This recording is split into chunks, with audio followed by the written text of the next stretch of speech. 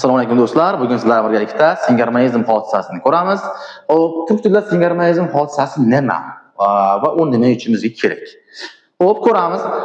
Turk tilida unli harf, ya'ni o'zidan keyin keluvchi unli harfni, undosh harf esa o'zidan keyin keluvchi undosh harfni tanlab olishiga singarmonizm hodisasi deyilar ekan.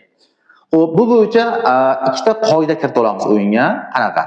Ya'ni bizga qo'shimchasining tarkibida a yoki i harfi bo'lgan qo'shimchalar uchun bu qoida, u harfi bo'lgan qo'shimchalar uchun esa bu qoidani olsak bo'lar ekan. Ya'ni ikkita qoidaga bo'lib oldik o'yinimizda.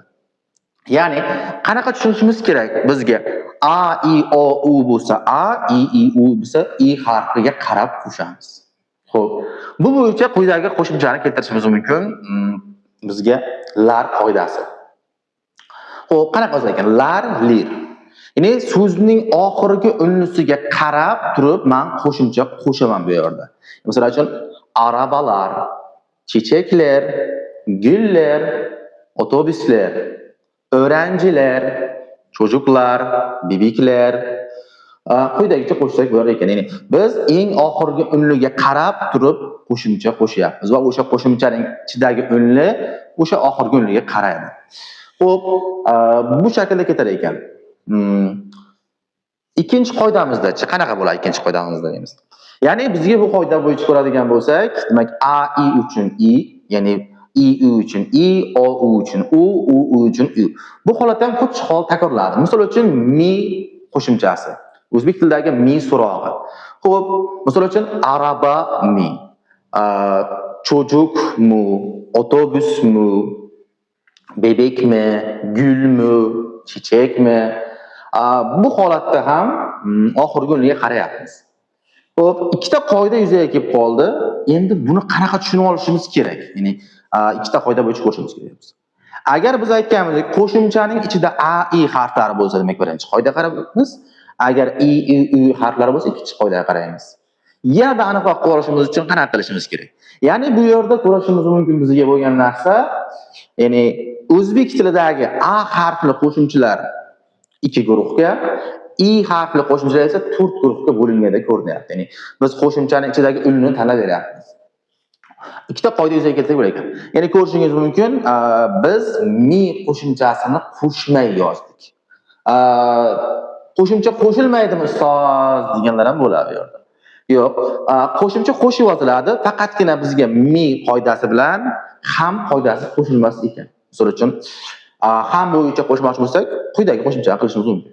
Ya'ni buni ko'pchilik da deb o'ylashi ham mumkin, lekin bu aslida ham qo'shimchasi. Faqat so'zga qo'shilmasdan yozilar ekan.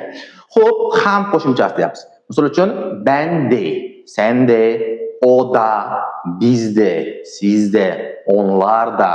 Yoki masalan, boshqasiga ham qo'shib ko'rsak bo'ladi. Masalan, arkadaşimda, do'stim hamda, yoki kardeşimda, Xo'p, bu bo'yicha so'z yasab ko'rsak bo'lar ekan. Hamma shunaqa. Xo'p, agar biz ikkita qoidani umumlashtirib ko'rsak, qanaqa qo'shimcha chiqadi? Misol uchun, ko'plik bilan so'roq qo'shimchasini birga qo'llab ko'rmoqchimiz. Qanaqa chiqar ekan? Misol uchun nima deymiz? Arabalarmi? Çocuklarmi? Xo'p, gullarmi? Otobuslarmi? Ko'rishingiz mumkin, oxirida mi bo'lyapti. Otobusmi degandik. Nimaga? Chunki biz qo'shimcha tanlaganimizda eng oxirgi harfga qarayapmiz. U harf ham bo'lsa unli bo'lishi kerak bo'lyapti. Ya'ni arabalarmi? Otobuslarmi? Ya'ni men otobuslarmi deganimda otobusdagi u harfiga qarolmayman, chunki u endi oxirgi unli emas. Oxirida bitta oldinda qolib ketdi. Mana shu narsaga singarmonizm deyilar ekan. Ya'ni qo'shishingiz mumkin. Ham bo'yicha ham o'sha qoida bo'yicha biz qilyapmiz. Ko'rinishdan daga o'xshaydi, lekin bu da qo'shimchasi emas. Gapda qo'llab ko'rishingiz mumkin. Masalan, bir tanishingiz bilan salomlashyapmiz. Sizinle tanıştığıma memnun oldum. Sizinle tanıştığıma memnun oldum. Ben de memnun oldum. Yoki siz nasılsınız? Biroz so'rab qoldi. Qandaysan? Nasıl qanday deganmiz. Sen nasılsın? İyiyim. Sen qaytaramiz. Sen nasılsın? O'ziga. Xo'p, ben de iyiyim.